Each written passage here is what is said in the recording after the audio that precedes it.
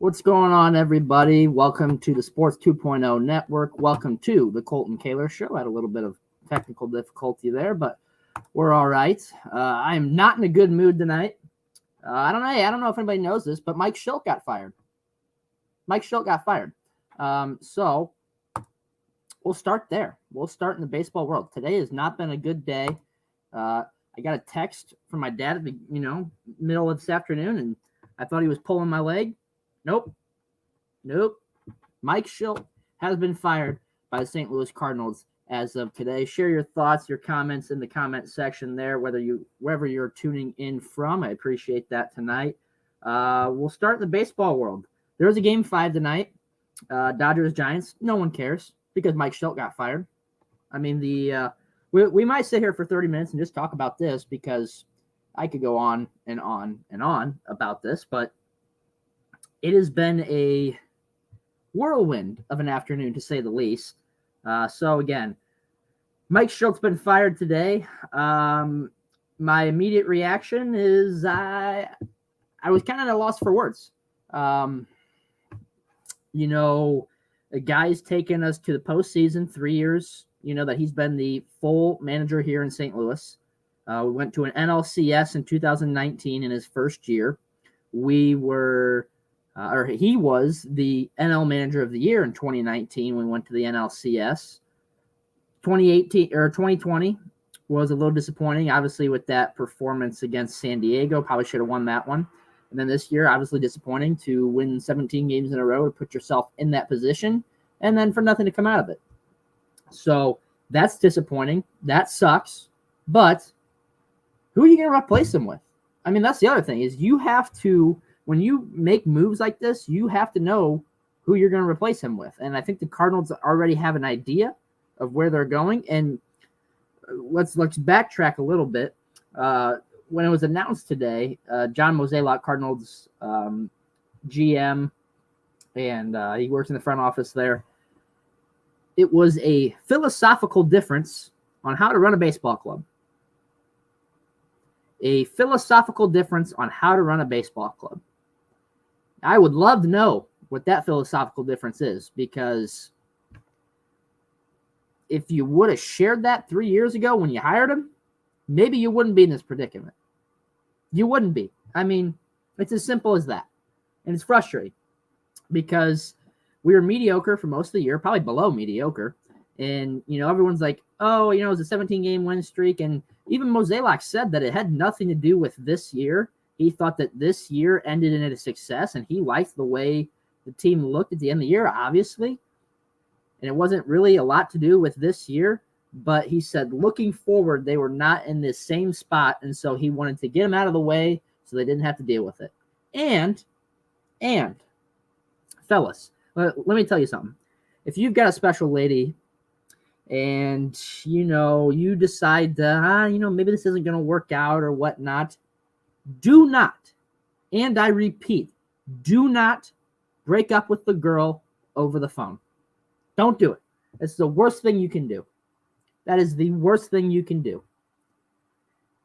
John Mozeliak called a guy who's been in the organization for 18 years and fired him over the phone. Over the phone! What in the world is he doing? I'm a little frustrated today with this news. I still cannot take it well. And I don't get, you have to have some sort of respect for that guy who's been in your organization for 18 years and you let him go over the phone? Really? That speaks to your character, not only as a person, but as someone who works in the front office of a baseball organization. Now, I don't know. We don't know if Mike Shildt was on vacation, if he was out of town. I don't know, but I'm just speaking on what I know. And Mozeliak did the worst thing that he could ever do, and he fired him over the phone. Hopefully, I did an article today on the firing of Shildt, and it pretty well caught everybody by surprise. I mean, everybody. And Shildt was surprised, because who would have thought that after making the postseason for a third straight year, you've got a chance to hopefully spend a little bit of money. And I think that, in my opinion, that's where the philosophical difference comes in. Cardinals front office, they've shown for years they don't want to spend money. Shildt probably wanted to go out and spend some money at a shortstop position, spend some money at starting pitcher position, and the front office would rather bring from within. Now, we have a lot of guys. We have a lot of young guys. I'm not going to lie. You know, you look at Nolan Gorman, you look at Juan Yepes, you look at, Kramer Robertson. You look at a lot of those other guys that can play that infield position that they can hit. I don't understand why we don't want to go out and spend money. We got Nolan Arenado for next to nothing. We spent $20 million on Waino. We spent a couple, millions on Yachty to bring them back for a year. Why can't we go out and spend money on someone for once? Because if you look around baseball, the Dodgers, they'll spend money and trade for whoever they want. There's a reason they're in the NLCS almost every year now. You look at the Houston Astros, their payroll's up there. You look at the Yankees, while the Yankees, they, got bounced in a wild card round that we did. They spend money. They're darn near in contention sometimes every year. And it's not that the Cardinals aren't, but after so long, you just get so sick and tired of a front office doing nothing. And I can't say that they haven't done nothing, because they did go out and get Nolan Arenado. And I don't know if there was voices from within that forced Shildt out. I don't know. But what we do know is Mike Shildt is no longer the head coach of the St. Louis Cardinals and no longer the manager of the St. Louis Cardinals. Looking around at who might replace him, they want to look at someone who understands the philosophy of the baseball club. What is that philosophy, you might ask? Well, in my opinion, it looks like you got to be a mediocre team all year.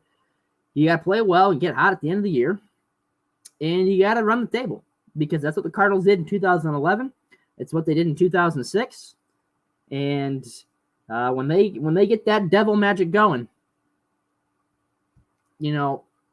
what is the philosophy of this organization? Doing it the Cardinal way, as everyone says. What is that? And Mozeliak didn't answer to a lot of those questions today. Whatever, that's his right. But it's just frustrating. I mean, this came absolutely out of nowhere, and here we are now looking for a new manager. So who are we going to hire?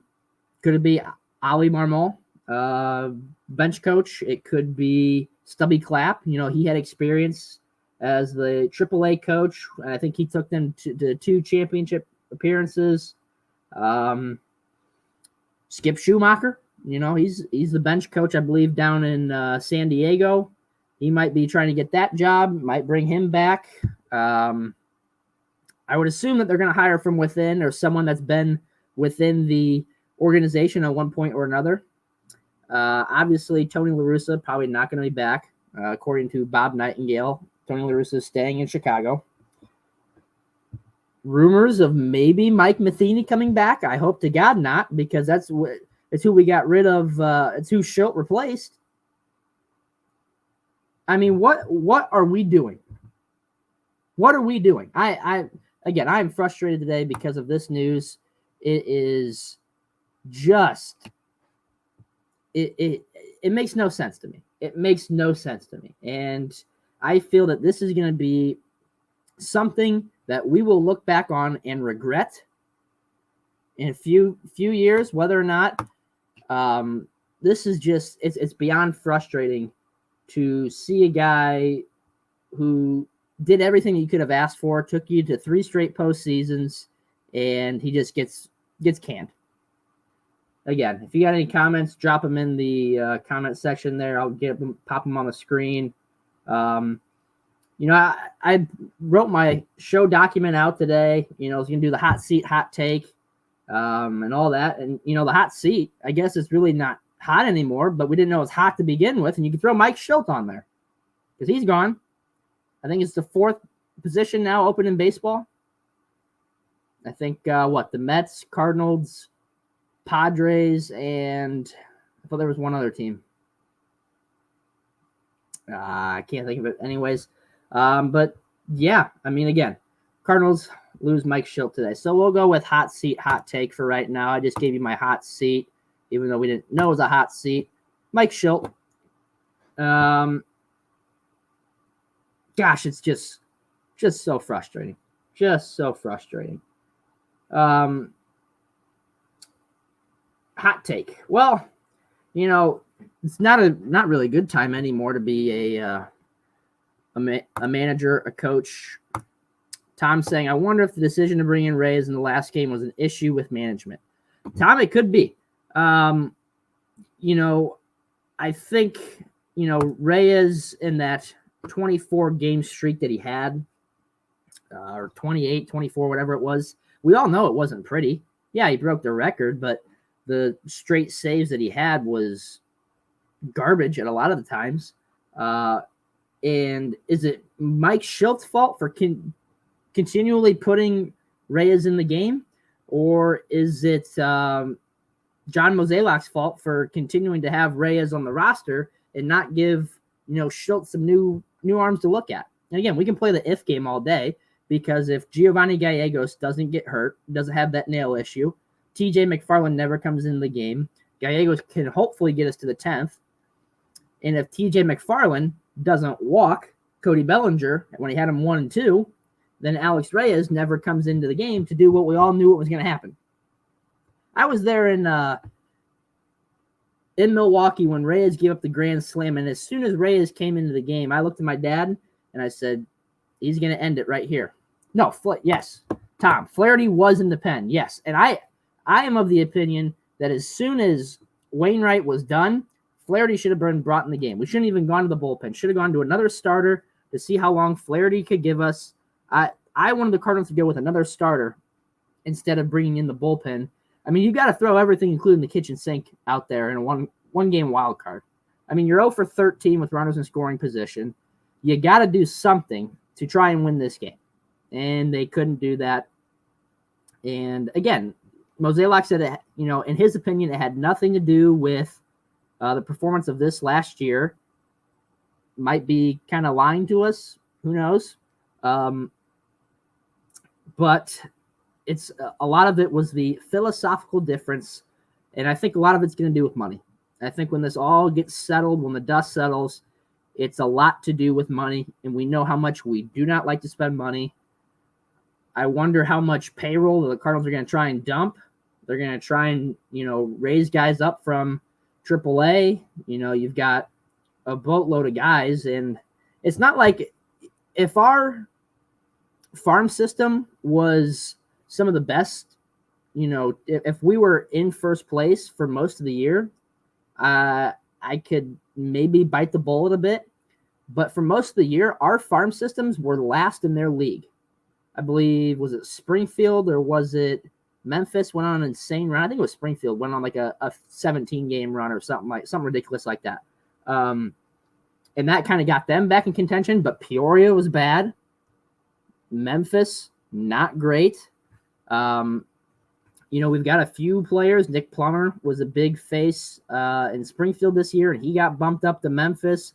Gorman had a good year in Springfield. He got bumped up to Memphis. Juan Yepes, obviously, with Kramer Robertson, they got kind of a look there in the postseason. They traveled with the team, but the only position that you have in your infield that needs something is a shortstop. Why not go out and look at a Carlos Correa or a Trevor Simeon or a Trevor Story? Even though I don't like Story, I think he's a Paul DeYoung 2.0 in my opinion. Hopefully maybe you could have snagged a Trey Turner. I mean, Corey Seager? I mean, there are just boatloads of options out there, and we're stuck, with John Mozeliak and Michael Gersh. Let's go. Gotta be looking forward to next year. And they said they want to do this quick. They want to make it easy. And so we would probably know here in the next month what we're going to do. And where we'll be. So, I don't know. My bet, I'd probably say Stubby Clapp. I mean, it's probably a guy that's most ready, in my opinion, with his experience in Memphis there. So I would expect Stubby Clapp to get the job if they're going to go inside. I think if they go outside, maybe you get a Skip Schumacher. Again, I've heard rumors of Matheny trying to steal Matheny back. I hope not. But we'll see. Do we go the ridiculous ideas of maybe bringing Albert Pujols as your manager? Do you convince Yadier Molina to be a player coach? Yeah, Marmol, Clapp, Schumacher, Okendo. I do like Okendo. I think he's a little too old, unfortunately, and I don't know what his health situation is like, but I've always kind of thought of that idea. He works well with the defense, and he bonds with the players well. But I don't know. We'll see. I think Schumacher wouldn't be a bad person to bring in. But I think if they're going to go from within, they're going to go either Marmol or Clapp would be kind of one of my two guesses there. But again, we do have other things I want to get to tonight. We'll look at the National Hockey League. Hockey's back starting the other night. NHL is back on ESPN and TNT. We got our first look at the Seattle Kraken. It's going to be tough to compete with Vegas. It's going to be tough to compete with Colorado in the Western Conference. Pittsburgh looked good. Washington looked good. I think the Blues, I'm optimistic about them this year. We've lost two really key players within the last 2 years. You lost Jaden Schwartz this last year to Seattle. You lose Alex Pietrangelo the year before. Now you did get Brandon Saad and Pavel Buchnevich. They're gonna have big roles to fill, and I think replacing Schwartz is gonna be big shoes to fill. And I'm cautiously optimistic about this team. You need a bounce back year from Benny. He was not good last year. Looking at his numbers, I think his goals against average was like 265. Which is really bad. And the years before it was like 189. His save percentage is still up in the upper 900s, but it's got to be a much better year from him. So, again, Blues start their season on Saturday in Colorado against the Avalanche. May or may not have Nathan McKinnon. We will find out, but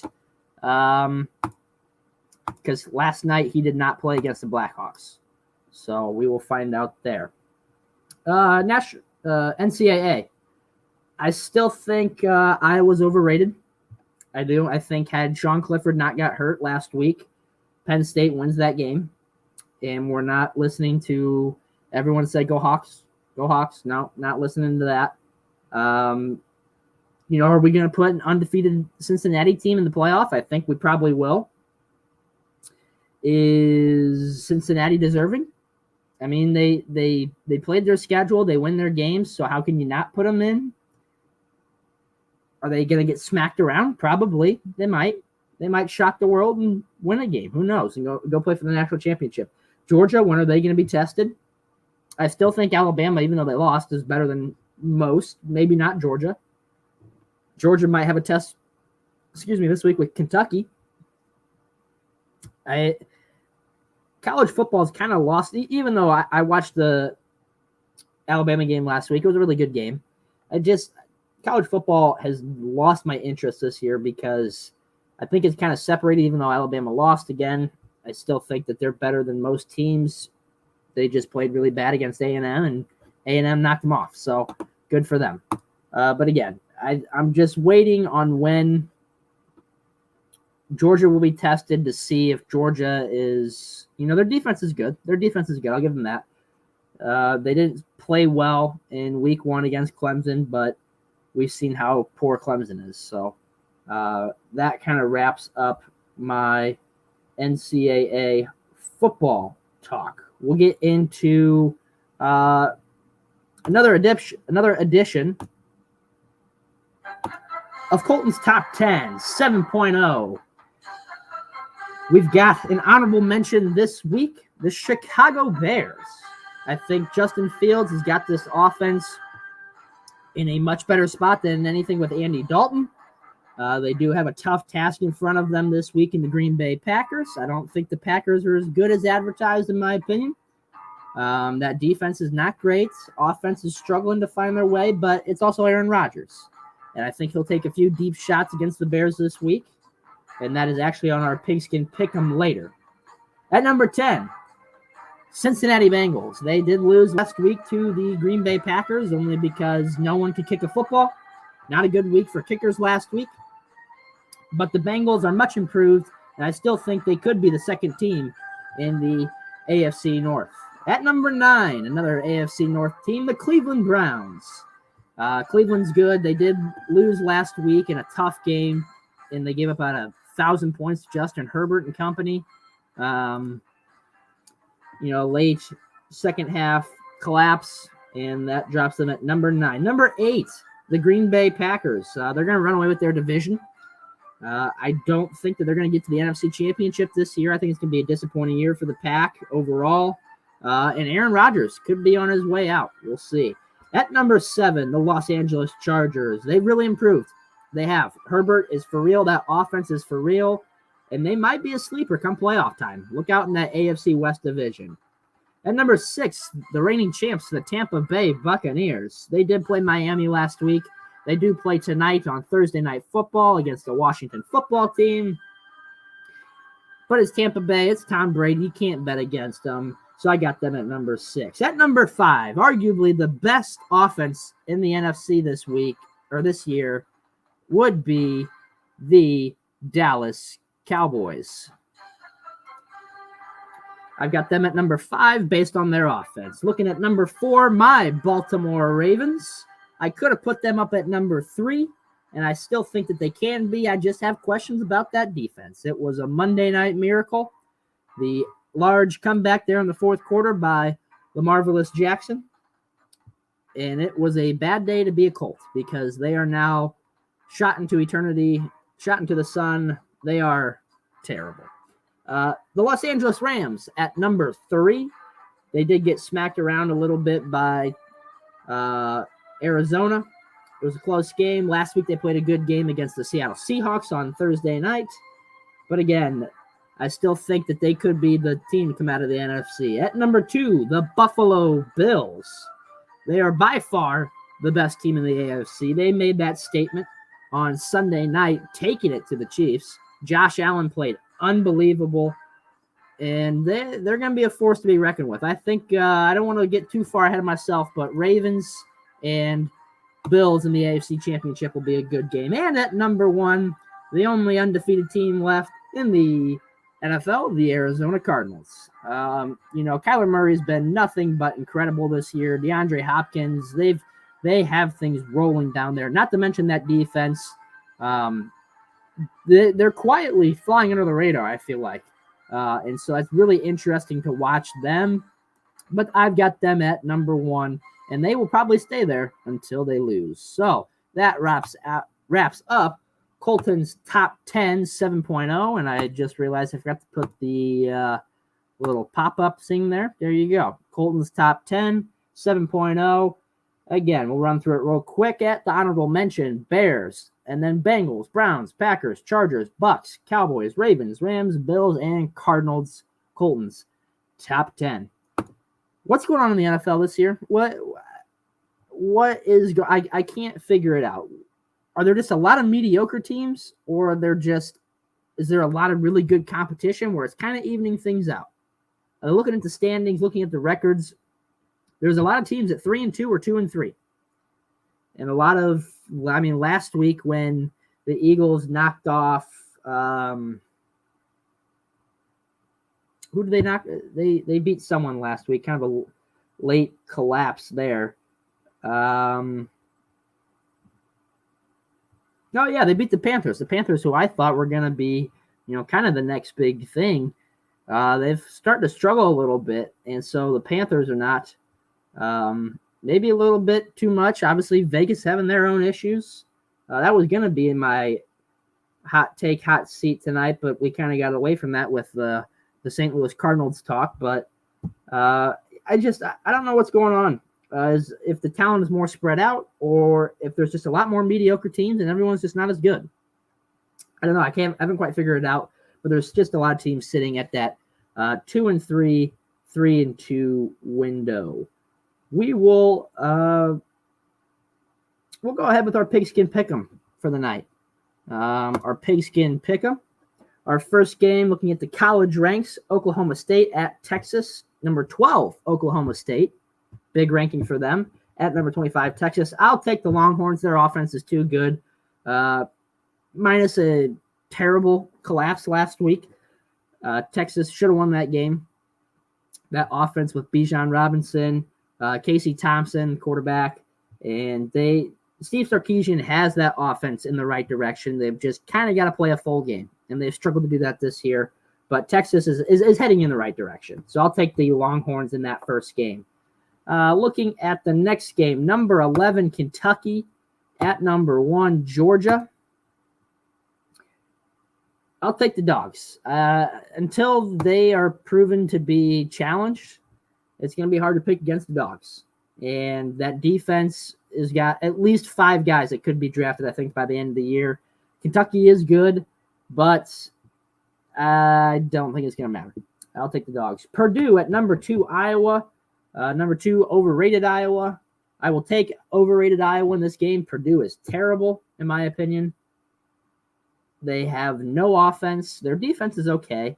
But I will take Iowa. I think their offense is it's too good for Purdue. Number 5, Alabama at Mississippi State. If there was anyone else I would rather be this week, I would not want to be an Alabama football player this last week. I'm sure their week was not very fun. Nick Saban does not like losing. So this might be a big old can of butt whooping. I mean, this is going to be, I think, bad because Alabama needs to win out to get in. And if they beat Georgia in the SEC championship, oh boy. I'll take Bama in this one. Last college game, TCU at number 4, Oklahoma. Sooners.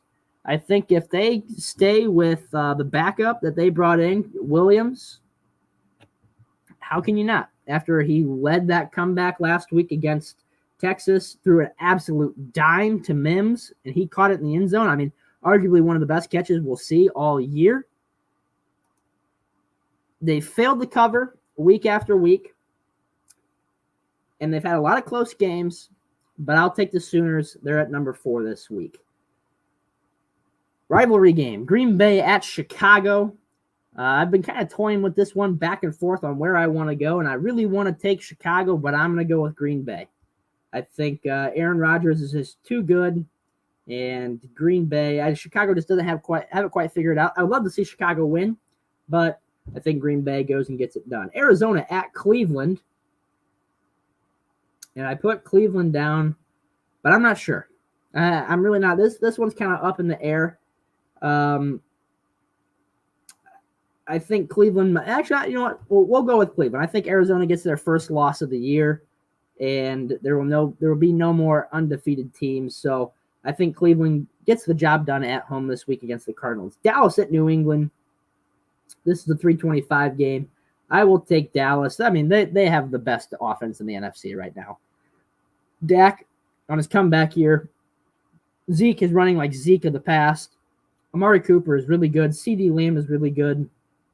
And not to mention that the much improved Cowboys defense with Diggs, 6 interceptions in 5 games. I mean, come on. Dude's incredible. Don't throw to him. Do not throw to him. Seattle at Pittsburgh. Sunday Night Football on NBC. I'll take Pittsburgh with Geno Smith at quarterback. He's not going to get it done for Seattle. They've got too many injuries, and Seattle could be pretty bad this year. They could have a good draft pick by the end of the year. We'll see where that goes. Monday Night Football on ESPN. You got Buffalo at Tennessee. Tennessee is not as good as I thought they would be this year. Buffalo is really good, and I think Buffalo should win pretty easily again this week. And tonight's game, Tampa Bay at Philadelphia. Tampa Bay is going to be one of the better teams in the NFC. Going to be hard to bet against Tom Brady come playoff time. Philadelphia is terrible. I mean, they are bad. Tampa Bay by 1 million tonight. I'll take the Buccaneers. Even though they struggled what was it, 2 weeks ago, I think, on prime time? Yeah, against the Patriots. But I'll take Tampa Bay tonight. So there you have it on your pigskin pick'em. Again, if you did not know, Mike Shildt was fired today by the St. Louis Cardinals. I will go just sulk in my sorrows and cry until we have our new manager in the next month, and then we'll see where it goes. But that'll do it for us tonight on the Colten Kahler Show. I appreciate you all tuning in. And we will see you next week, again, at 6:30 on the Colten Kahler Show. See you then.